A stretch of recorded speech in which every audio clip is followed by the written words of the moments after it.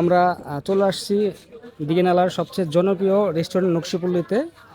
আমার সামনে আছে নকশিপল্লির ওনার, আমাদের সবার প্রিয় আফসার ভাই। সে আজকে আমাদের নকশিপল্লি সম্পর্কে কিছু বলবে। আসসালামু আলাইকুম। তো সবাই কেমন আছেন? ঈদের ছুটিতে সবাই আলহামদুলিল্লাহ সব জায়গায় ঘুরতে গেছে, প্লাস হচ্ছে আমাদের নকশিপল্লিতে অনেক মানুষ আসছে, ঢাকা থেকে, চট্টগ্রাম থেকে, বিভিন্ন জায়গা থেকে ঘুরতে আসছেন। আমরা আশাবাদী ছিলাম যে সবাই আসবে, আসলে সবাই আসছে, অনেক খুশি হয়েছি। আর আমাদের এখানকার পরিবেশটা আপনারা অবশ্যই দেখছেন ভিডিওর মাধ্যমে। আমাদের রাতের একটা এই পরিবেশ, দিনের একটা পরিবেশ, দুটো একটু ভিন্ন পরিবেশ। রাতের সিনটা হচ্ছে একদম অসাম। যারা হচ্ছে ঢাকার ভাই ব্রাদার যারা আছেন ট্রাভেল এজেন্সি, তারা হচ্ছে রাত্রের সিনটা দেখেন, রাত্রের সিনটা দেখতে পারেন, বেস্ট একদম।